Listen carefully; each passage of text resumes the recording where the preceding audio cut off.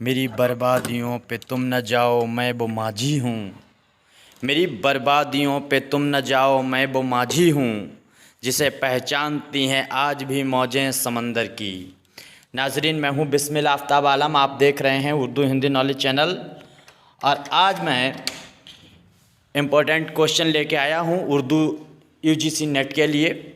और ये जो हम लोगों का सिलसिला चल रहा था, जिसमें हम वन लाइन क्वेश्चन आंसर पे बात कर रहे थे, जिसमें इम्पोर्टेंट जिनका स्टैंडर्ड ऊंचा है ऐसे क्वेश्चनों पर बात करेंगे जो बड़ी कंपटीशनों में पूछे जाते हैं, या उनसे मुतालिक सवाल पूछे जाते हैं, या ऐसे सवाल जिनका आंसर तुमको करेक्ट नहीं 4 ऑप्शन में पता है, लेकिन इस तरह के अगर सवाल आपने पढ़े हुए हैं तो बहुत आसानी से आप अंदाज़ा लगा सकते हैं कि उन 4 ऑप्शनों में कौन सा आंसर ठीक होगा। तो हम लोग बात करेंगे उर्दू यूजीसी नेट का जो सिलेबस है उसके अकॉर्डिंग टू, और साथ ही साथ इसके पीजीटी या टीजीटी के जो एग्ज़ाम होते हैं उनसे मुतालिक। तो सबसे पहले जानेंगे, जैसे फ़ैज़ अहमद। फ़ैज़ ऐसे शायर हैं जिनको रोमान और इनकलाब का हसीन जो है इम्तिजाज माना जाता है इनकी शायरी को। किसको? फ़ैज़ अहमद। फ़ैज़ की शायरी को रोमान और जो है इनकलाब। जोश मलिहाबादी भी ऐसे ही शायर हैं जिनको इनकलाब और रोमान का जो है शायर तस्लीम किया जाता है। मजाज लखनवी ऐसे शायर हैं जिनको इनकलाब और जो है वो रोमान शायर में तस्लीम किया जाता है। इसके बाद में मुंशी प्रेमचंद जो हैं, उनको मुंशी प्रेमचंद को उर्दू का पहला अफसाना निगार तस्लीम किया जाता है। हालांकि इसमें बहुत ही अख्तलाफ भी है, लेकिन फ़िलहाल मुंशी प्रेमचंद को तस्लीम किया जाता है उर्दू का पहला अफसाना निगार। और याद रखना, मुंशी प्रेमचंद की पैदाइश 1880 में हुई थी, ये मैं आपको बता चुका हूँ इससे पहले भी। और 1936 में इनका इंतकाल हुआ था। और जो तरक्की पसंद तहरीक हुई थी 1936 में लखनऊ में, उसकी सदारत भी मुंशी प्रेमचंद ने की थी। और इन्होंने जो इम्पोर्टेंट बात कही थी कि हमें हुस्न का मेयार बदलना होगा, ये इतनी बातें याद रखना मुंशी प्रेमचंद से मुतालिक। और बहुत बातें हैं, जब इनके बारे में स्पेशल बात करेंगे तो समझेंगे। इनके जो मजमुआ हैं अफसानवी और नावल से मुतालिक, उन पे भी बात करेंगे। आगे देखते हैं, उर्दू मौला के नाम से याद रखना, मौलाना हसरत मोहानी ने एक अखबार निकाला था 1913 के आसपास में अलीगढ़ से। तो ये अखबार जो है वो निकाला था उर्दू मौला के नाम से मौलाना हसरत मोहानी ने।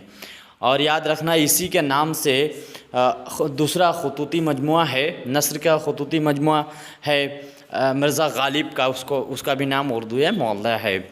इसके बाद में अरस्तु से इलियट तक, ये याद रखना, ये किताब बहुत बार पूछी गई है। अरस्तु से इलियट तक किसकी किताब है, किसकी तसनीफ़ है? याद रखना, जमील जालवी की। इसके बाद में उर्दू का पहला नावल जो है वो डिप्टी नावल निगार जो है वो डिप्टी नज़ीर अहमद को माना जाता है। और डिप्टी नज़ीर अहमद जो हैं वो सर सैयद अहमद ख़ान के रफ़्क़ा में भी गिने जाते हैं। और डिप्टी नज़ीर अहमद ने एक ताज़राते हिंद के नाम से जो IPC की जो धाराएं होती हैं, जिनके तहत कोर्ट में सज़ाएं सुनाई जाती हैं, उसका भी उर्दू में अंग्रेज़ी से तर्जुमा किया था डिप्टी नज़ीर अहमद ने। याद रखना। और डिप्टी नज़ीर अहमद जो हैं वो दिल्ली कॉलेज जो है उसके तालिब इल्म भी माने जाते हैं, उसमें इन्होंने अपनी तालीम हासिल की थी।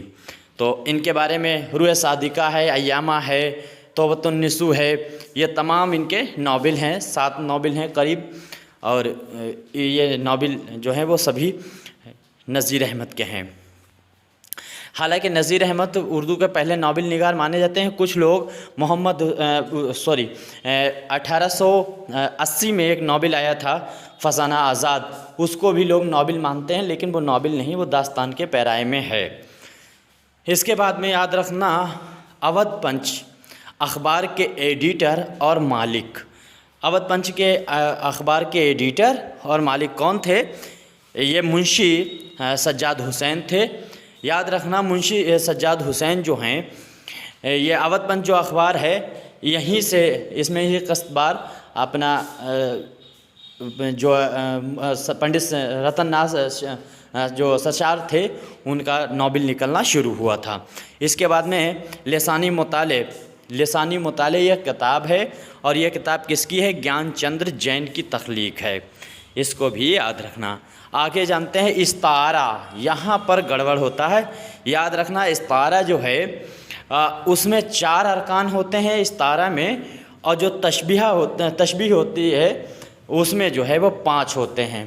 तो तशबीह और इस्तारा आप अच्छी तरह से समझते हैं किसको कहा जाता है और कैसे कहा जाता है, समझ सकते हैं। जैसे अगर किसी के ऑटो को, जैसे मेरी मोटरसाइकिल है, मिसाल के तौर पर बिल्कुल सिंपल बताता है, मेरी मोटरसाइकिल शेर जैसी है या शेर जैसी स्पीड में दौड़ती है, तो जो है यहाँ पर क्या हो जाएगा, यह तशबीह हो जाएगी।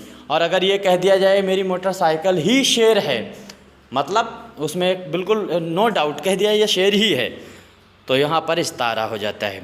इस तरह से आपको इस्तारा उसमें शेर पहचानने में बहुत आसानी है। नाजुकी उसके लब की क्या कही है? पंखुड़ी एक गुलाब की सी है, याद रखना। एक गुलाब की तरह उसके ओठ हैं, पंखुड़ी हैं, ओठों को कह दिया है मीर तक़ी मीर ने, वहाँ पर तशबीह है। इसके बाद में आगे देखते हैं, उर्दू में जदीद नज़्म की बुनियाद मौलाना अल्ताफ़ हुसैन हाली और मोहम्मद हुसैन आज़ाद ने डाली है, याद रखना। ये अंजुमन तरक्की पंजाब में जो इदारा कायम किया गया था, वहाँ से ही उर्दू में जदीद नज़्म की बुनियाद पड़ी है। हालांकि उर्दू में जदीद नज़्म का जो शायर है वो नज़ीर अकबर आबादी को ही तस्लीम कर लिया जाता है, जबकि उनकी पैदाइश जो है वो 1735-37 के आसपास में हुई है। इसके बाद में आगे जानते हैं, गज़ल का सबसे अच्छा शेर जो है वो बैतुल गज़ल कहलाता है। गज़ल का पहला शेर मतला होता है, दूसरा शेर हुस्न मतला होता है। ये पूछना बहुत मुश्किल है। अब ये पूछा जाता है गज़ल का सबसे अच्छा शेर कौन, थोड़ा सा अंदर जाके पूछा जाता है, तो याद रखना बैतुल गज़ल। इसके बाद में बागो बहार की सने-ए-शाद कुछ लोग 1803 बताते हैं, कुछ 1802, लेकिन 1802 ही आपको टिक करना है। सर सैयद अहमद ख़ान की पैदाइश के बारे में जान लीजिए। सर सैयद अहमद ख़ान की पैदाइश जो है वो 1817 में हुई थी और 1898 दिल्ली में ये पैदा हुए थे। उर्दू दिल्ली से पैदा हुई, इन्हीं का कौल भी है। और जो है इनकी जो इंतकाल जो है वो अलीगढ़ में हुआ था 1898। डिप्टी नज़ीर अहमद की पैदाइश वो 1836 के आसपास में, 36 में हुई थी, आसपास कुछ नहीं, 1836 में भी। मोहम्मद हुसैन आज़ाद 1837 में शायद। इसके बाद में एक चीज़ और याद रखना, आतिशे गुल ये मजमुआ है गज़ल का, ये जो है जिगर मुरादाबादी का है, और गुले नगमा जो है वो फ़राग गोरखपुरी का है, जिस पे उनको ज्ञानपीठ पुरस्कार मिला था 1969 में। इसके बाद आगे देखते हैं, नुदूरतुल उलमा की दरगाह कहाँ है, दरसगाह कहाँ है, तो ये लखनऊ में कायम है। याद रखना, नुदूरतुल उलमा इनकी जो है दरसगाह जो है वो लखनऊ में है। शिबली नौमानी ने दारुल मुसन्निफीन इल्मी और तहक़ीक़ी इदारा आज़मगढ़ में कायम किया था। याद रखना, क्योंकि आज़मगढ़ जो है वहाँ ये पैदा ही हुए थे, आज़मगढ़ में ही पैदा हुए थे जो हैं शिबली नौमानी 1858 में, और इनका जो है इंतकाल आज़मगढ़ में ही हुआ। तो ये सर सैयद अहमद के साथ में रहे, सर सैयद की जो अलीगढ़ तहरीक है उससे भी जुड़े। कॉलेज में इन्होंने अपने भाई का एडमिशन करवाने गए थे अलीगढ़ यूनिवर्सिटी में, और फिर इसी तरह से इनकी मुलाकात वहाँ से बढ़ी और उनसे इतने मुतासिर हुए शिबली नौमानी के, इन्होंने आज़मगढ़ में अलीगढ़ की जो कॉलेज था उसकी देखा दुनी में, इन्होंने आज़मगढ़ में ये दारुल मुसन्निफीन कायम की। याद रखना, शिबली नौमानी आदमी बहुत अच्छे ऐसे तख्लीक़कार थे जिन्होंने सीरतुन्नबी है, मवाज़िन अनीसुद्दबीर है और तमाम तारीख़ी मजहबी तारीख़ी किताबें लिखी हैं। लेकिन याद रखना, 1906 में जब मुस्लिम लीग की स्थापना हुई, कायम की गई थी, और उसके बाद में इन्होंने उसकी, ऐसे ये शख्स थे मुस्लिम होने के नाते भी, इन्होंने मुस्लिम लीग की खिलाफत की थी, और खिलाफत नहीं बहुत ज़्यादा खिलाफत की थी।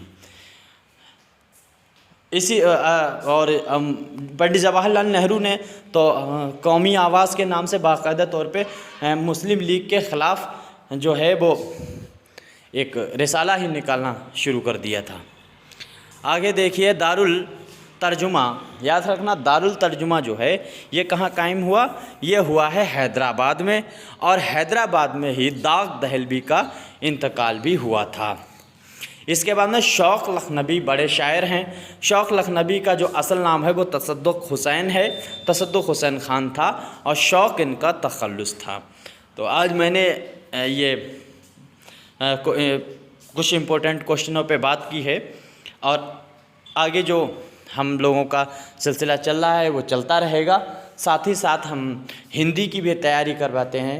First year BA first year जो है, फिर ये फर्स्ट ईयर का एग्ज़ाम चल रहा है लखनऊ यूनिवर्सिटी का, तो 8 तारीख को हिंदी का पेपर है, तो कोशिश करेंगे हिंदी की कल परसों में हम वीडियो अपलोड कर देंगे। अब अगले टॉपिक जब हम आपके पास लाकर हाजिर होंगे, तब तक के लिए शुक्रिया। खुदा हाफिज़।